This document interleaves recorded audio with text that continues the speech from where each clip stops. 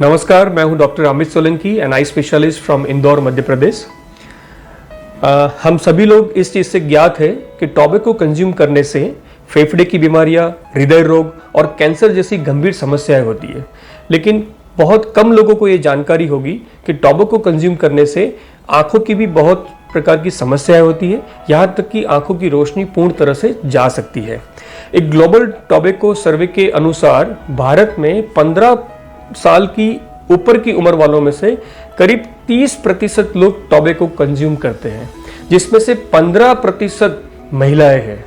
और एक और चौंकाने वाली बात यह है कि 60% लोग सुबह जगने के हाफ एन आवर के भीतर भीतर टॉबैको कंज्यूम करते हैं। एक और सर्वे हुआ था जिसमें ये पाया गया कि जितने भी सालाना आंखों की रोशनी जाने वाले केसेस आते हैं, उसमें से करीब 5% केस टॉबैको रिलेटेड ब्लाइंडनेस की वजह से होते हैं। राइट, तो हमारा ये जानना बहुत जरूरी है कि टॉबैको किस प्रकार से हमारी आंखों को नुकसान पहुंचाती है। एक कॉमन बीमारी है जिसको मोतियाबिंद यानी कि कैटरेक्ट कहते हैं।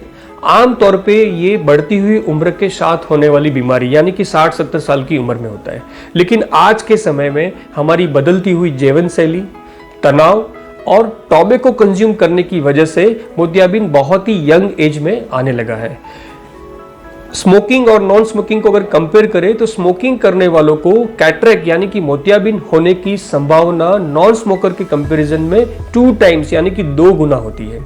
एक वही सर्वे ने यह भी बताया है कि आंखों की एक बीमारी है जिसको मैक्यूलर डीजनरेशन कहते हैं। ये मैक्यूलर डीजनरेशन स्मोकिंग करने वाले को या टॉबैको च्यूइंग करने वालों को 4 टाइम्स उसका खतरा, 4 गुना उनका खतरा बढ़ जाता है। मैक्यूलर डीजनरेशन यानी आंखों के पर्दे का जो सेंट्रल हिस्सा है उसका खराब होना।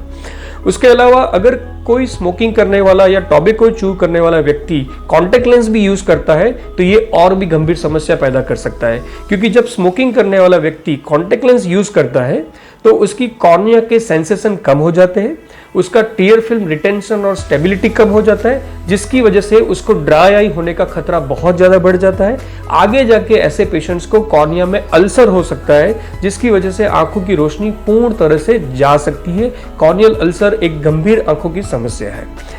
उसके अलावा हम बात करें टॉक्सिक एम्ब्लायोपिया, यानी कि चाहे अल्कोहल हो, चाहे टॉबैको च्यू कर रहा हो या स्मोकिंग कर रहा हो, तो अगर 5 से 10 साल तक लगातार इन चीजों का, टॉबैको का सेवन किया जाए तो उनको एक टॉक्सिक एम्ब्लायोपिया या ऑप्टिक एट्रोफी हो सकती है, और ऐसे ज्यादातर केसेस में वो गई हुई रोशनी वापस भी नहीं आती है। उसके अलावा अगर पेशेंट्स को डायबिटिक रेटिनोपैथी है, ग्लूकोमा है, और अगर ऐसे पेशेंट्स साथ में स्मोकिंग भी करते हैं तो ये बीमारियां उसकी और भी गंभीर रूप में परिवर्तित हो जाती है। अब स्मोकिंग केवल स्मोकिंग करने वाले को ही नहीं, जो पैसिव स्मोकर्स है यानी कि जो उसके आसपास में उसके धुएं से जो एक्सपोज होते हैं उनको भी नुकसान पहुंचाता है। क्या होता है, स्मोकिंग करने से जो धुआं निकलता है उसके अंदर टॉबैको रिलेटेड हार्मफुल केमिकल्स होते हैं जो हमारी आंखों की बाहरी परत यानी कंजंक्टिवल म्यूकोसा को इरिटेट करते हैं, जिसकी वजह से आंखें लाल होना, इरिटेशन होना, पानी आना वगैरह जैसी समस्याएं होती है। तो हमें क्या करना चाहिए, हमारी आंखों को हमें स्वस्थ कैसे रखना चाहिए?